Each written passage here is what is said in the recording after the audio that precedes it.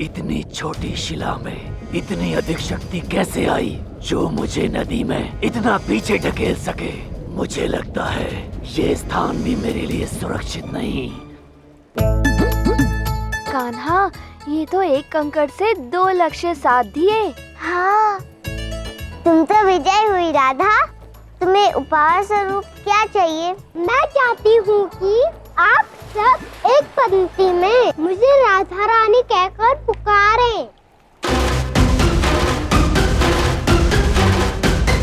कुछ भी हो, ये नकचड़ी नहीं मानेगी। देखना कान्हा।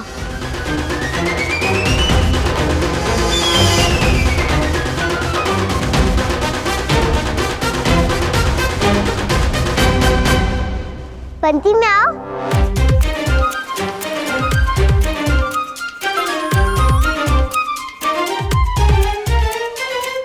तो बताओ टोली, हमारी टोली की नई सदस्य कौन? राधा रानी।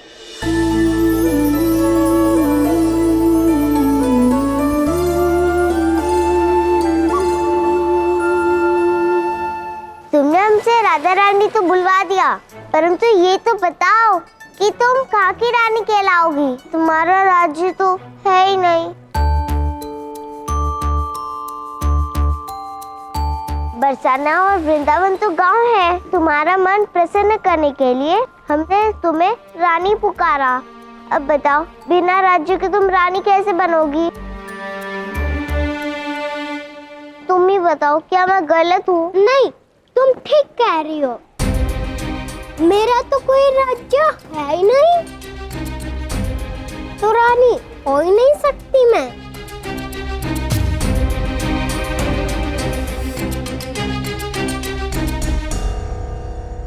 गुरुदेव, गुरुदेव। कंस, ये सब क्या हो रहा है? इतनी विनती करने के पश्चात भी आपका वो काया सर्प यमुना से बाहर नहीं आया।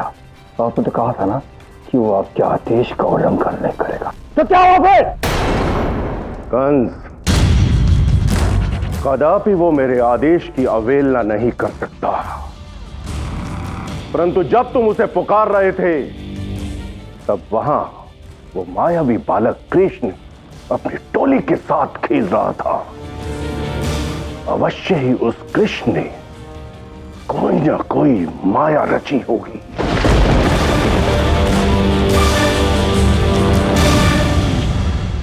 परंतु तुम चिंता मत करो कंस, तुम पुनः जाओ और जाकर उसे पुकारो। तुम तब तक उसे पुकारते रहो जब तक वो बाहर ना आ जाए, क्योंकि तुम दोनों की भेंट पर ही आगे का खेल निर्भर है। अन्यथा ये खेल तो हाथ से जाएगा ही, और साथ में सदा सदा के लिए मथुरा का जल विषैला हो जाएगा।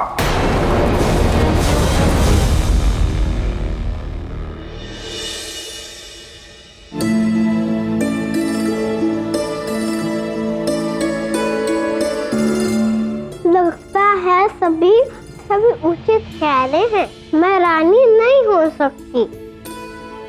मेरा राज्य तो है ही नहीं, और मुझे किसी गांव की या छोटे से राज्य की रानी नहीं बनना। जाने दो कान्हा। मैंने जो अपनी हाथों से बनी रानी वाली पोशाक और मोरपंख तुम्हें दिया, और जब तुमने उसे पहना तो तुम्हें भी लगा ना कि तुम राधा रानी जैसी दिख रही हो। परंतु केवल रानी के जैसे दिखने से कोई रानी नहीं बन जाता। मैं हूँ ना, मैं बनाऊंगा तुम्हें राधा रानी। परंतु कहाँ की रानी? किस राज्य की रानी? अभी के लिए तो वो गोपनीय है, परंतु मैं तुम्हें रानी तो अवश्य बनाऊंगा।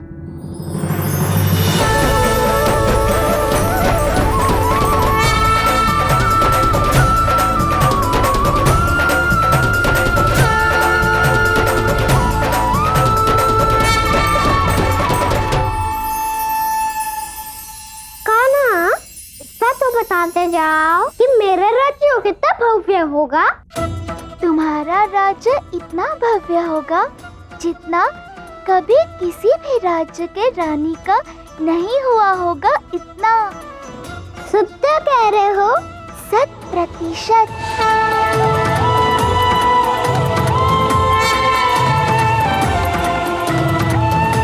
राधा रानी का सबसे भव्य राज्य होगा।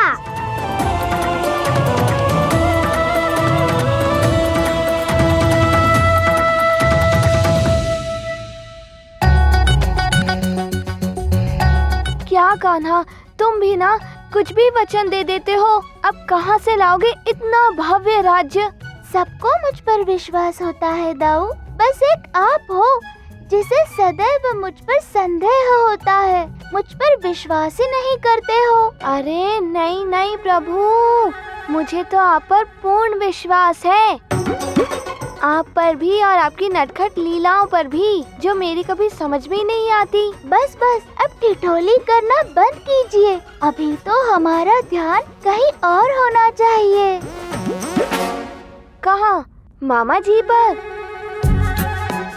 हाँ, अधिक समय हो गया, उनके विषय में कोई समाचार ही नहीं मिला।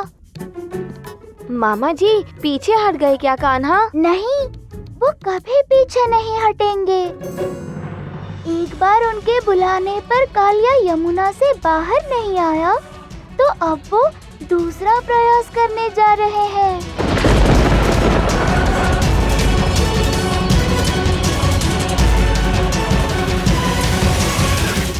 कालिया, कालिया,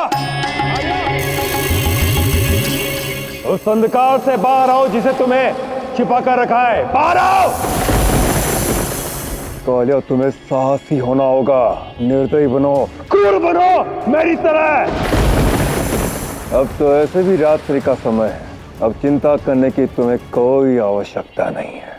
अब तो तुम्हारा शत्रु गरुड़ भी आकाश से चला गया होगा। कालिया, तुम्हारे शत्रु गरुड़ की इस रात्रि में होने की कोई संभावना नहीं है, कोई भी नहीं है यहाँ पर। बाहर आओ, बस एक बार तुम बाहर आ जाओ, मेरे समक्ष आ जाओ। तुम्हारी सारी समस्याओं का समाधान ये महाबली कंस करेगा।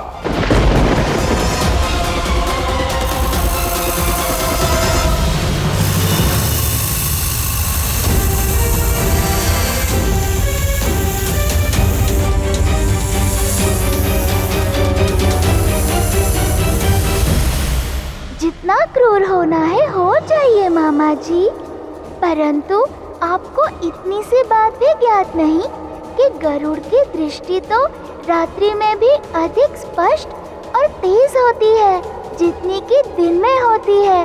वो मेरा गरुड़ है, और वैसे भी जब तक मैं ना चाहूँ मामा जी आप कालिया से नहीं मिल सकते। अभी आपकी भेंट करने का सही समय आना शेष है। क्यों गरुड़?